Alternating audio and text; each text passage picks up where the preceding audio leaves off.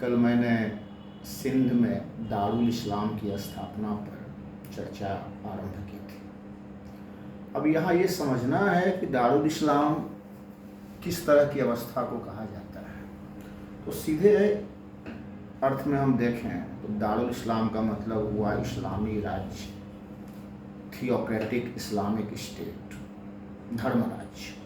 वस्तुतः इस्लाम में राजनीति और धर्म को पृथक नहीं किया गया है, दोनों एक दूसरे से सहसंबंधित हैं। इसीलिए सेकुलर स्टेट की परिकल्पना इस्लाम में नहीं है, बल्कि सैद्धांतिक रूप से धर्म तंत्र की ही परिकल्पना है। जब किसी राज्य को हम दारुल इस्लाम कहते हैं तो इसका मतलब है कम से कम दो बातों का होना अनिवार्य है।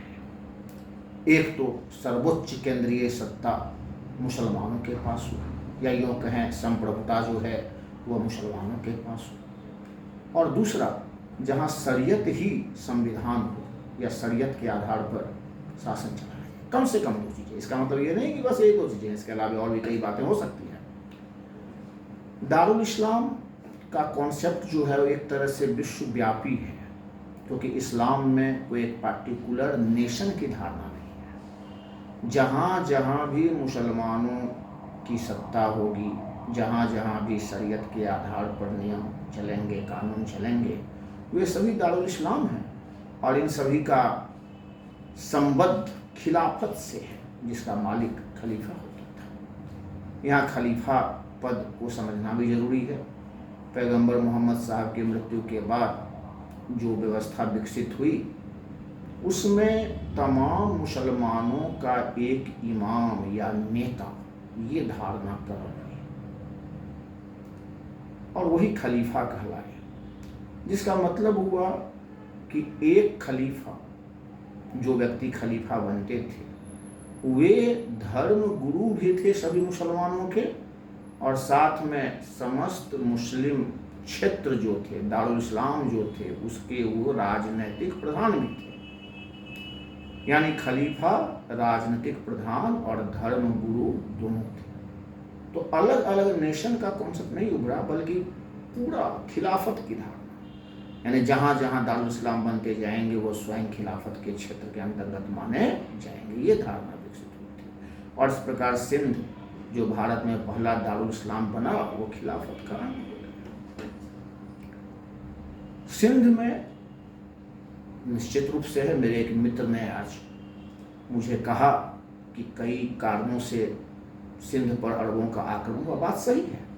मैंने भी मैंने भी कल कहा था कि तात्कालिक कारण था वो लूट की घटना, और मैंने उसी क्रम में ईश्वरी प्रसाद को कोट भी किया था कि अरब मुसलमानों का मुख्य लक्ष्य राजनीतिक था, आर्थिक लूट था, और साथ में जिहाद, धर्म युद्ध की धारणा थी। तो बड़े विस्तार से इन सबको जानने के लिए विभिन्न प्रकार के पुस्तकों का अध्ययन करना भी जरूरी हो जाएगा, और मेरा उद्देश्य यहाँ पर है एक सामान्य जानकारी लाना और कुछ मुद्दों पर बहस करना, खास करके आजकल के दौर में जैसे चल रहे हैं हमारे देश की अवस्था, उसमें कुछ चीज़ों को स्पष्ट करें। अब जैसे यह धारणा कि भारत में इस्लाम आक्रमणकारियों के द्वारा ही आया, मैंने कल बताया कि वो गलत है। इस्लाम का आगमन शांतिपूर्ण ढंग से हुआ। मालाबार तट के क्षेत्र में सह अस्तित्व हिंदू और मुसलमानों के बीच बढ़ने भी लगे थे। लेकिन ये भी सही है कि उत्तर भारत में जो इस्लाम का प्रवेश हुआ है तेजी के साथ, उसमें आक्रमणकारियों की भूमिका है। हालांकि उसके साथ साथ सूफी संत सब भी बाद में आए जिन्होंने इस्लाम धर्म को फैलाया। अरबों ने जो पूरे मध्य एशिया पर विजय प्राप्त कर लिए थे, यहाँ तक यूरोप के कुछ हिस्सों तक पहुँच गए थे। भारत में एक लंबे विजय की श्रृंखला कायम करने में उन्हें लोहे के चने चबाने पड़े, और सिंध पर भी उन्होंने एक झटके में कब्जा नहीं किया। उसके पहले भी कई प्रयास किए गए जो असफल रहे थे, और फिर सिंध विजय जो अरबों ने किया उसके बाद वे कई बार प्रयास किए उत्तर भारत के या सिंध नदी के पूरब की ओर बढ़ने का, लेकिन बार बार वे पराजित हुई और सिंध से आगे वे नहीं बढ़ पाए। लेकिन यह भी सही है, जिसका उल्लेख फिर मैंने किया था और फिर उस पर चर्चा करूंगा, कि एक बार जो सिंध दारुल इस्लाम बना, फिर दोबारा वो किसी हिंदू शासक के हाथ में, नियंत्रण में नहीं आ पाया। फिर आधुनिक काल में सिंध अंग्रेजों के नियंत्रण में चला गया,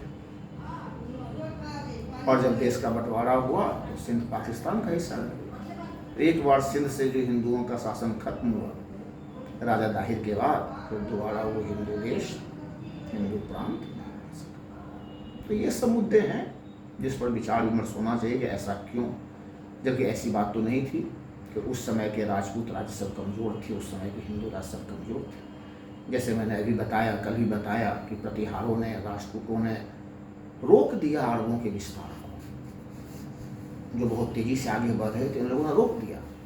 और बहुत ध्यान से यह समझना है हम लोगों को कि इस्लामी ताकत, इस्लामी राज्य द्रुत गति से फैल रही थी। सिंध विजय के बाद उसे कम से कम 3 शताब्दी लग गए सिंध पार के क्षेत्रों में अपने कदम फैलाने में। जैसे 11वीं शताब्दी के आरंभ में, यानी कि आप मान के चलें कि अरबों का विजय जो सिंध पर हुआ है, उससे लगभग 300 वर्ष बाद ही तुर्क मुसलमानों ने फिर भारत पर आक्रमण किया।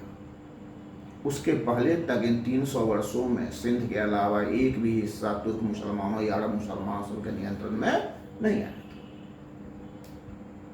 तुर्क मुसलमानों ने अपना एक पृथक राज्य गजनी में स्थापित किया था, जो अफगानिस्तान में है। और वही गजनी आजकल, हालांकि वो बहुत ही छोटा सा एक क्षेत्र है अफगानिस्तान में, कोई ऐतिहासिक महत्व का प्लेस भी वो नहीं है, लेकिन वही गजनी जहाँ का शासक हुआ महमूद गजनवी, जो भारतीय इतिहास में कुख्यात है, कुछ इतिहासकारों के लिए विख्यात है। वो तो अपना अपना एंगल है देखने का। एक ही व्यक्ति कहीं पर हीरो तो कहीं पर विलेन हो सकता है। तो महमूद गजनवी ने जो भीषण आक्रमण सब भारत पर किए, वहीं से फिर एक दूसरा चरण भारत में मुस्लिम राज्य के विस्तार या इस्लाम के विस्तार का होता है। महमूद गजनवी का संघर्ष या महमूद गजनवी के आक्रमण का जो मुख्य पॉइंट था भारत में, वो था पंजाब, जहां उस दौर में शाहिया वंश का शासन था या हिंदू शाही वंश का शासन था। एक युग वो भी था जब हिंदू शाही वंश का विस्तार पूरे पंजाब से लेते हुए, यानी आज के पाकिस्तान का पंजाब भी मिलाते हुए पूरे पाकिस्तान का क्षेत्र एक तरह से, तो वहां से होते हुए काबुल तक फैला हुआ था।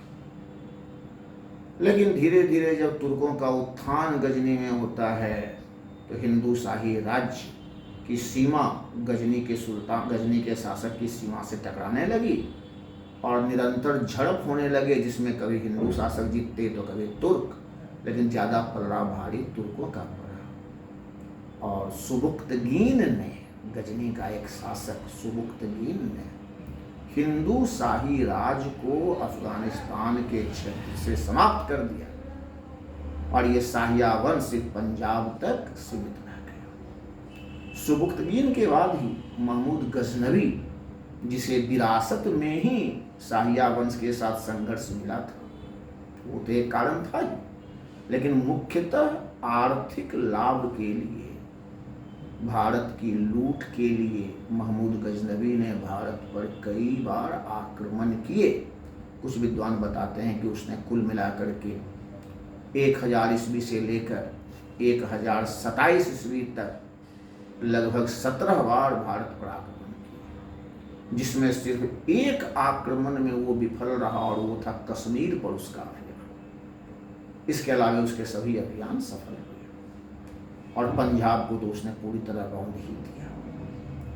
पंजाब का शासक जयपाल 1001-2 में बुरी तरह हारा, यहाँ तक कि महमूद उसे पकड़ के गजनी ले गया, बाद में छोड़ दिया, लेकिन बहुत अपमानित जयपाल ने आत्महत्या कर ली। उसके बाद उसका बेटा आनंदपाल, हिंदू शाही वंश का एक बहादुर शासक, महमूद गजनवी को चुनौती दिया, लेकिन अंततः 1008-9 में आनंदपाल भी पराजित हुआ और उसने महमूद गजनी की अधीनता स्वीकार कर ली। यह भी कहा जाता है कि आनंदपाल महमूद गजनी का साथ मध्य एशिया के कई अभियानों में दिया था। तो उसे पंजाब के से सैनिक सहायता भी अब मिलने लगी महमूद गजनवी को, और साथ में धन तो उसको वहां से मिलती ही थी। महमूद गजनवी सिर्फ धन प्राप्ति में ही रुचि लेता था। यह इससे भी स्पष्ट है कि उसे जिहाद, हालांकि वो अपने आक्रमण को जिहाद नाम वो भी देता था, पर जिहाद से कोई लेना देना था नहीं, क्योंकि उसने हिंदू शासकों के साथ साथ सिंध और मुल्तान के मुस्लिम शासकों पर भी आक्रमण किया और उन्हें भी बुरी तरह लूटा। पंजाब में आनंदपाल के काल तक एक मैत्रीपूर्ण संबंध महमूद गजनवी का बना रहा, लेकिन उसके बाद भीमपाल जब शासक हुआ पंजाब का, तो उसने महमूद गजनवी की अधीनता को अस्वीकार कर दिया, जिसका परिणाम हुआ कि महमूद गजनवी ने पंजाब पर भीषण आक्रमण किए और 1022-23 में उसने हिंदू शाही वंश को पूरी तरह समाप्त कर दिया और पंजाब में अपना राज स्थापित किया। पंजाब को यूँ कहें कि उसने गजनी में मिला दिया, और इस प्रकार सिंध अरब वालों ने तो पंजाब को तुर्क मुसलमान महमूद गजनवी ने अपने क्षेत्र में शामिल किया, और उस समय से लेकर के काफी आगे तक, जबकि महमूद गजनवी का राज उसके गजनी में भी नहीं था, लेकिन भारत के पंजाब में गजनवियों का शासन चल रहा था। तो यहाँ भी एक अद्भुत बात है कि एक बार जैसे सिंध चला गया अरबों के हाथों, तो हिंदुओं के हाथ फिर नहीं आ पाया, वही अवस्था यहाँ। एक बार जब महमूद गजनवी ने पंजाब पर कब्जा कर लिया जिस क्षेत्र पर, तो उस समय के महान महान शासक भारत में थे, चौहान थे, प्रतिहार थे, परमार थे, कई थे, लेकिन कोई फिर गजनवी राज्य को पंजाब के क्षेत्र से डिगा नहीं पाया। तो ऐसा इसलिए भी होता था कि बाउंड्री कंससनेस कहें, सीमा के प्रति चेतना उस समय के हिंदू शासकों के बीच नहीं थी, और आपसी कलह तो था, वो लेके जानी समझी। महमूद गजनवी अपने जिस आक्रमण के लिए आज तक भारत में जाना जाता है, जिसे एक तरह से बच्चा बच्चा जानते हैं, जिस अभियान को भारत में जो इतिहास नहीं भी पढ़े हैं वो भी समझते हैं, वो था उसका सोमनाथ के मंदिर पर आक्रमण, जो 1025-26 में उसने किया।